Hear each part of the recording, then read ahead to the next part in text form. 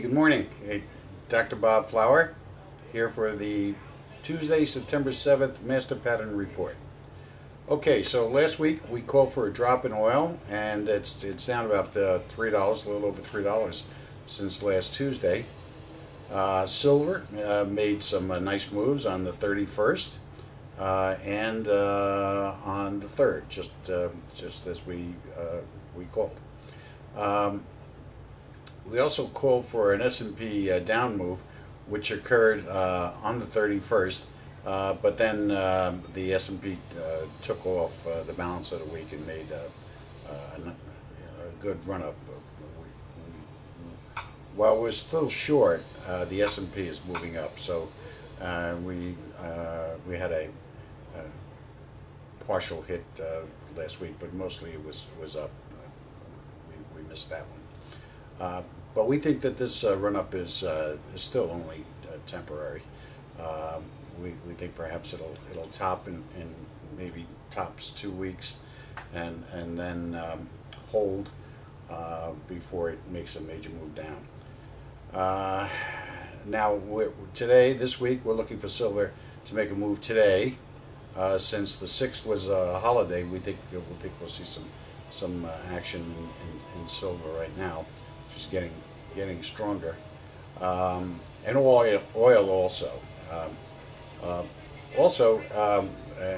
Watch for a further move up in interest rates. This is really bad news, the way those interest rates are starting to move up due to these outside forces and their demand for loan money. Now let's talk about this August downturn that we had been touting for a while. On the 9th of August, the S&P was at 1129. On the 27th, it was 1039. That's a drop of 90 points. Now, while that was a significant down move for 1 month, it was not what we were looking for. We felt that it was going to be a good deal more significant, and we still do. We see this bounce that we're experiencing now as a temporary move with a major move down impending. Now, originally, the patterns were showing that it would be in October, so perhaps we might be seeing something then, but it wouldn't surprise me if it came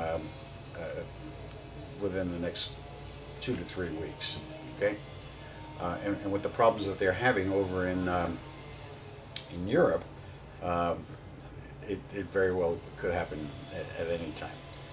Okay, let's talk a little bit about the New York mosque and a possible resolution proposal that any of you who might be involved in this or know anybody, we're going to try and send an email to the imam regarding this. But perhaps both sides might consider this. Maybe what they could do with the mosque is take an area, maybe 7, 8, 10,000 square feet, and create a 9/11 museum, which would be dedicated to the victims of 9/11, and be an area that would be dedicated for the use of their family and relatives and whatnot, for any possible type of conference use, or birthday parties or what have you, and in that way give homage and honor to the victims of 9/11. Perhaps that might satisfy the 9/11 victims' families. I don't know, but I think it would be a significant gesture, a means of showing unity and respect. Any of you have anything to say about it? Let me hear from you. If you know anybody in the mayor's office or any of these parties that are involved, including the Muslim community, let them know. It may be something that be significant as a resolution. Okay, the $50 billion new stimulus that's on the books. I'm sorry, it's not on the books, but it's on the planning books. No, no. First off, this ridiculous proposal is supposed to develop over 6 years. 6 years. We're going to do 50 billion over 6 years. I mean, this gets more and more ridiculous, you know. And they're going to pay for it by doing away with tax credits for oil and gas. So who do you think is going to end up paying for this anyway? It's certainly going to be the consumer, the American citizen who will end up paying for it anyway. Okay, so that takes care of that, and pretty soon we hope that these people in governance understand that the best thing that they can do is stay out of the damn way. Let us do it ourselves. We will figure out a way and stop manipulating the damn markets. For instance, what is Freddie Mac and Fannie Mae doing with acquisitions of bad paper? Are they paying 90 and 95 cents to larger institutions for their bad paper when the market for these bad loans is anywhere from like 30 to 60 cents tops?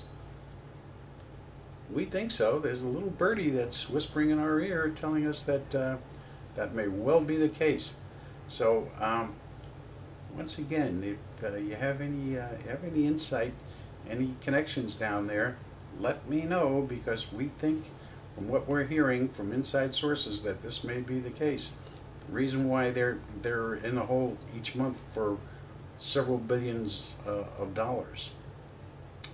Okay, another issue we want to cover here is why the economy is holding on but still getting weaker. Our investigation is showing that the reason is people are spending their savings.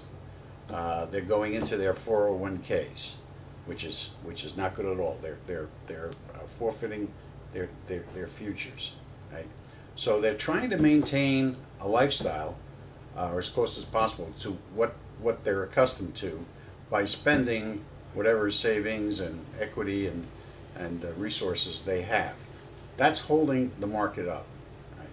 Also, the other thing that's holding it up is that there are significant deals on all kinds of items and commodities and whatnot. I mean, you go into you know, appliance stores, you know, drug stores, and there are just, prices are just through the floor. Furniture, you know, household appliances, carpeting, things like this. They're just tremendous deals. Clothing, and you know, first class, top-notch shirts selling for $20 a piece. I mean, you know, so this is fostering a movement, a spending movement, but it's depreciated. It really is deflation type prices. So on the one hand, it's good that people are buying, but on the second, you know, the prices that retails are getting on this are barely break-even type of factors. So it's something to be concerned about. Sooner or later, the reserve funds are going to run out, and it's going to be sooner rather than later. Hey, this was a great weekend, and we're looking forward to another great week. Stay tuned, and have a great week. See you next week.